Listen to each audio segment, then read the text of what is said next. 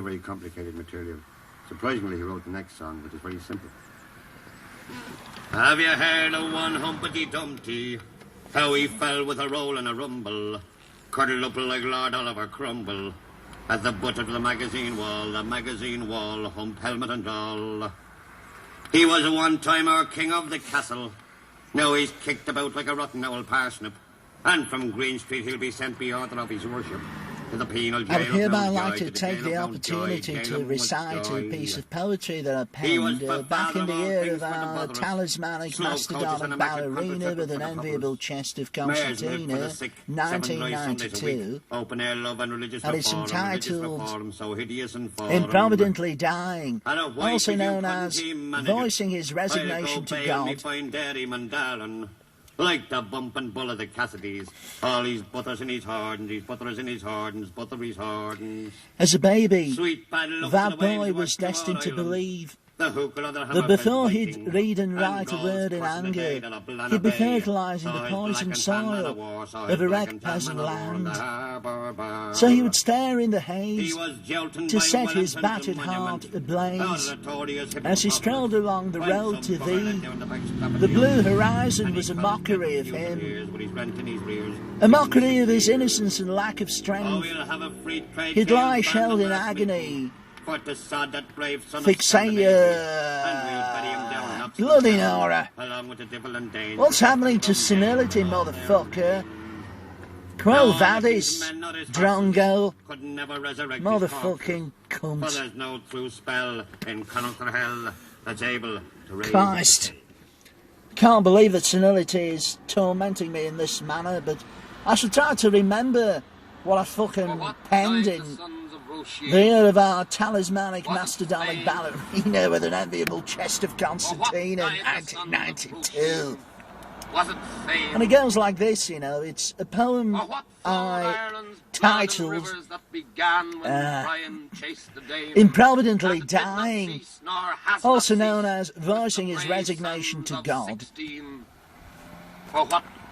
As a baby, that boy was destined to believe that before he'd read and write a word in anger, he'd be fertilising the poisoned soil of a wrecked peasant land. So he would stare in the haze to set his battered heart ablaze. As he strolled along the road to thee, the blue horizon was a mockery of him, a mockery of his innocence and lack of strength.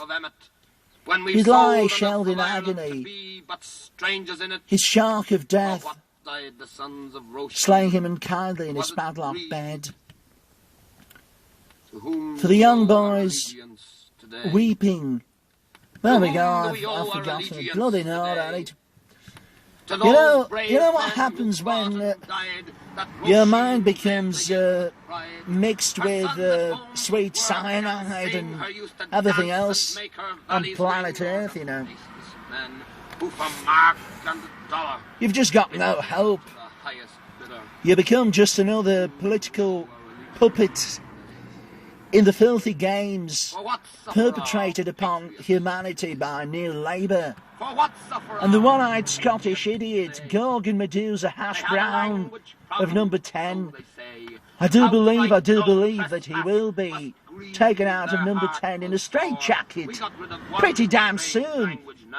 Quo vadis, my dear herdless sheep, as I once mused. Oh, the herdless sheep.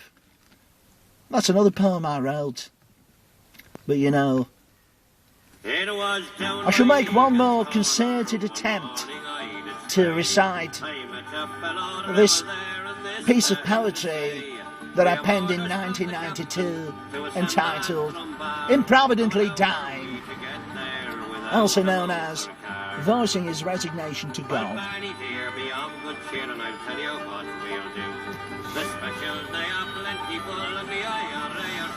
As a baby, that boy was destined to believe that before he'd read and write a word in anger, he'd be fertilising the poisoned soil of a wrecked peasant land.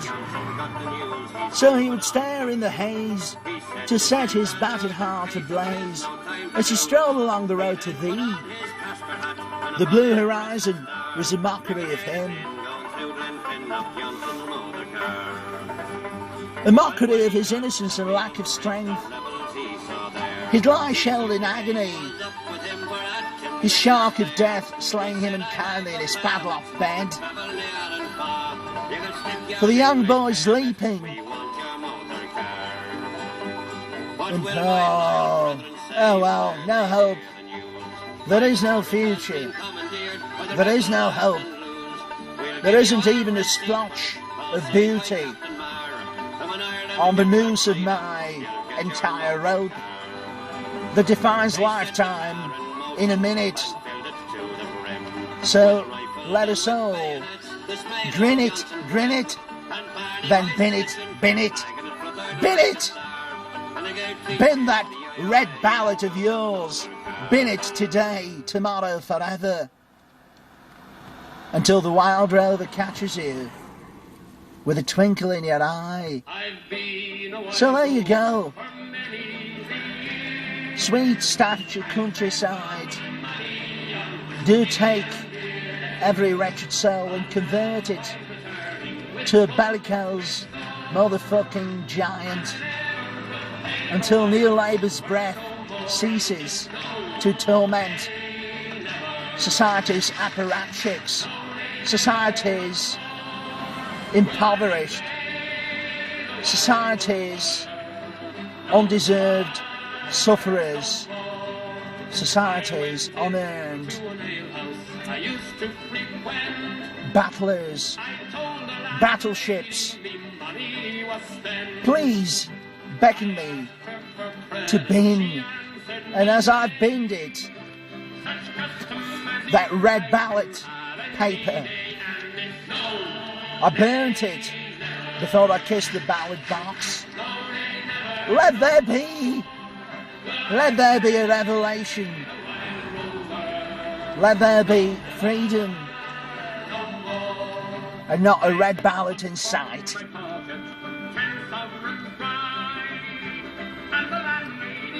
Fuck the landlady. Fuck her diagonally, perpendicularly, until you visualise trapezium upon trapezium in a conglomeration of madness.